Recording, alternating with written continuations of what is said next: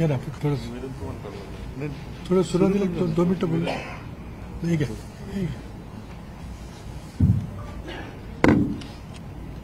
आदरणीय पवारसाहेब, माझ्या समोर बसलेले महाविकास आघाडीचे सर्व मान्यवर आणि उपस्थित पत्रकार बांधवांनो भगिनी, आजच्या आपल्या भेटीचा हेतू जयंतरावांनी सांगितलाय, पृथ्वीराजजींनी सांगितलेला आहे. महाराष्ट्राच्या जनतेने जो कौल दिला आणि एक संपूर्ण देशामध्ये असं वातावरण होतं की भाजपा विरुद्ध कोणी लढू शकत नाही, हे अजिंक्य आहे. तर अजिंक्यपणा त्यांचा किती फोल आहे, तो फोलपणा महाराष्ट्राच्या जनतेने ताकदीने दाखवून दिलेला आहे.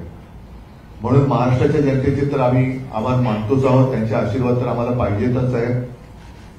इतर सर्वांनी, म्हणजे ज्यांचा उल्लेख जयंतरावांनी केला, मग ती निर्भय बनो एक सामाजिक संघटना आहे, त्याच्यानंतर युट्यूबच्या माध्यमातून निखिल वागळे आहेत, हेमंत देसाई आहेत, प्रशांत कदम आहेत, अशोकराव वानखेडे आहेत, रवीश कुमार, हे सगळेच एका धाडसाने जनतेचे प्रश्न हिमतीने ते मांडत आले आणि त्यांच्या मांडण्यामुळेच एक निपक्षपातीपणाने त्यांनी ती बाजू मांडली.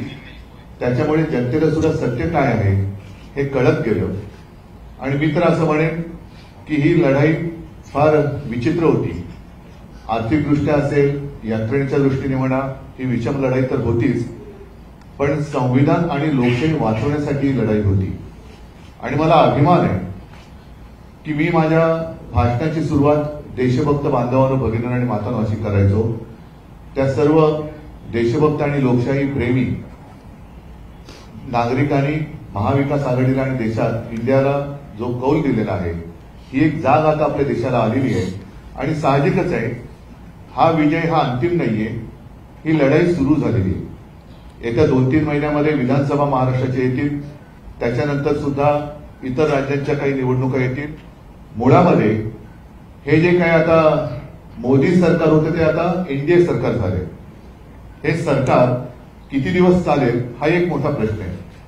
कारण आमच्याबद्दल नेहमी म्हटलं जात होतं की युती, नैसर्गिक युती आणि अनैसर्गिक युती.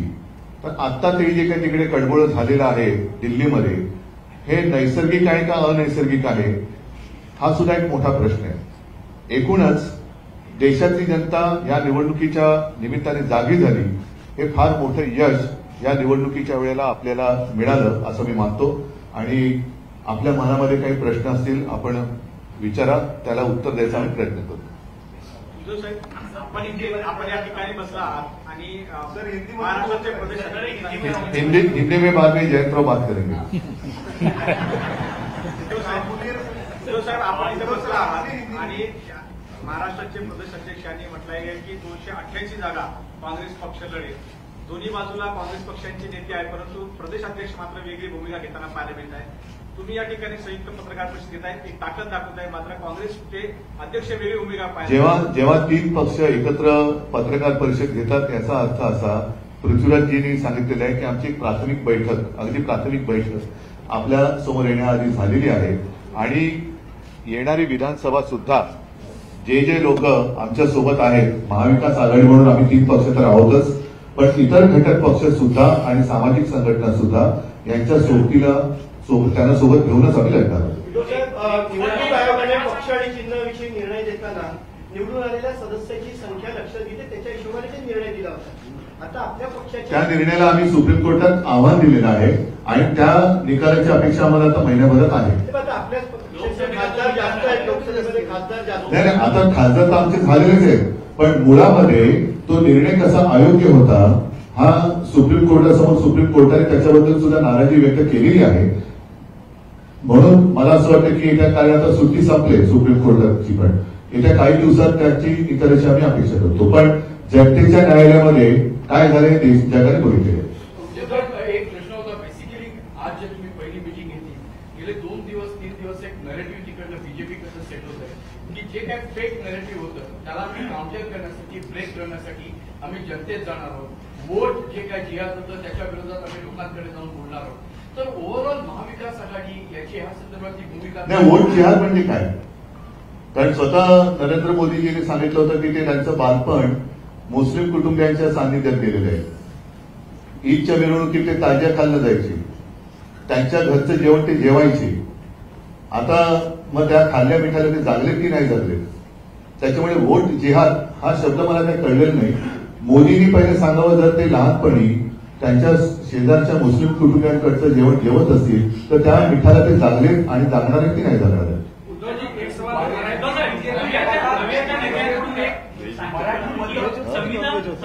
नाही, ते मी फक्त मिठाचं बोललोय. मीठ नॉनव्हेज आणि व्हेज दोन्ही जेवणात टाकतात, त्याच्यामुळे ते जेवण काही जेवले ते त्यांनी सांगावं आणि त्याच्यानंतर त्यांनी गोवंशात्यामध्ये पुढे करणार आहेत. विरोधकांकडून संविधान बदलायचं फेक नॅरेटिव्ह जे आहे ते फेक नॅरेटिव्ह तयार केलं गेलं. आता असं काय मला परत प्लीज. मवियाच्या नेत्यांकडून संविधान बदलाविषयीचं नॅरेटिव्ह जे आहे ते फेक करण्यात आलं आणि त्याचा फटका आम्हाला बसला. बरं ठीक आहे, यांना मतं दिली तर तुमची संपत्ती हे जास्त मुलं होणाऱ्यांना वाटतील, हे काय खरं नॅरेटिव्ह होतं? मंगळसूत्र उचलून नेतील, तुमच्या घरातले नळ कापून नेतील, तुमचं वीज, हे काय खरं नॅरेटिव्ह होतं? तुमची म्हैस चोरून नेतील, हे काय खरेपणा होता? नकली संतान, नकली सेना, हे काय खरं नॅरेटिव्ह होतं? आणि मी प्रत्येकाला नोकरी देईन, प्रत्येकाला घर देईन, हे काय खरं नॅरेटिव्ह होतं? उद्योगधंदे वाढवीन, हे काय खरं नॅरेटिव्ह होतं?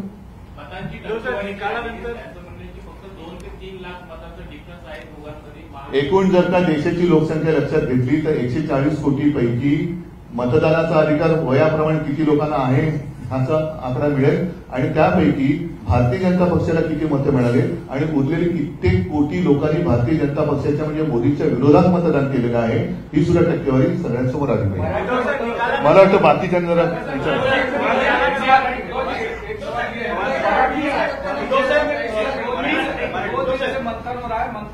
पिछले 2 दिन मंथन बीजेपी मंथन कर रही है कि हम चुनाव हारे नहीं हैं, हम कहीं न कहीं नैरेटिव के कारण चुनाव हार रहे हैं और हमारे खिलाफ एक गलत नैरेटिव तैयार किया जाए. मतलब क्या? कि उनका कहना है कि 400 पार का जो नारा था संविधान बदलने का, वो गलत नैरेटिव. तो फिर दिया क्यों था? और आप ही के लोगों ने कहा था कि उन्हें संविधान बदलना है. फिर जो उन्होंने नैरेटिव सेट करने की कोशिश की थी, मंगलसूत्र तुमचं चोरणार, वो क्या असलियत थी? अच्छे दिन आएंगे वो तो हम भूल गए, वो नैरेटिव का क्या हो गया?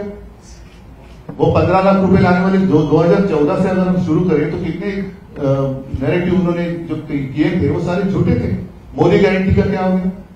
आपके घर से आपकी तोंटी वो निकाल कर लेके जाएंगे, क्या ये संभव है? वीज कनेक्शन काट दिया जाएगा, क्या ये संभव है? तो ये झूठ नहीं था. एक मिनिट जरा मराठी मतं कमी मिळाली असं महायुतीचे नेते म्हणतात. खरंच मराठी मतांचं काय आणि यम फॅक्टर मराठी मतं का कमी मिळतील? काय असं काय कारण आहे? त्याचं म्हणणं यम फॅक्टर खूप चालला. अल्पसंख्याक एम म्हणजे मराठी आलंच ना, एम मध्ये मराठी नाही, एम फॅक्टर. आणि मी तुम्हाला सांगतो, यावेळेला आम्हाला, मी अभिमानाने सांगेन की लोकशाही वाचवण्यासाठी सर्व धर्मियांनी मतदान केलं. त्याच्यात माझे मराठी तर आहेतच, हिंदू सुद्धा आहेतच, मुस्लिम सुद्धा आहेतच, ख्रिश्चन आहेतच, शीख आहेत, इतर सर्व. आणि तुम्हाला काय वाटतं, रक्त सांडून मिळवलेली मुंबई मराठी माणसांनी त्यांच्या डोळ्यात एकच जर लुटली जात असेल तर अशा वेळेला मराठी माणूस लुटणाऱ्याला मत देईल. महाराष्ट्र आणि मुंबईचा मराठी माणूस मुंबई आणि महाराष्ट्र लुटणाऱ्याला कदापि झोपेत सुद्धा मत नाही देणार. त्याच्यामुळे अजूनही भारतीय जनता पक्षाला वास्तवाची जाणीव आली नसेल तर मग त्याला निवडणुकीच्या निकालाच्या विस्तवाला सामोरं जावं लागेल.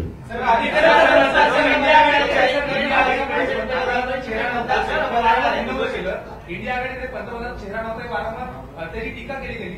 असंच महाविकास आघाडी बोलत आहेत की आता मुख्यमंत्री पदाचा चेहरा कोण असणार आहे आणि यांच्या मंत्र्यांचं त्यांच्याकडे कोण असतं पहिला ठरवा ना. त्यांच्याकडे कोण आहे आता प्रश्न त्यांच्याकडे पण आहे. कारण मला आठवते मी मुख्यमंत्री असताना देवेंद्र फडणवीसांनी ते काय म्हटलं होतं, ते बसली 3 गावं 2 काय एक बसेची ना. आता हालत त्यांची तशीच आहे, तिन्हीच्या तिन्ही ओसाड्यात, एक सुद्धा बसत नाहीये. आधी म्हणतात की संविधान, अरे मला बाकी जरा बाकी पवार साहेब संविधान विरोधी आधी नॅरेटिव्ह सेट झाला होता, त्याच्यामुळे आमचा पराभव झाला असं म्हणतात. त्याच्या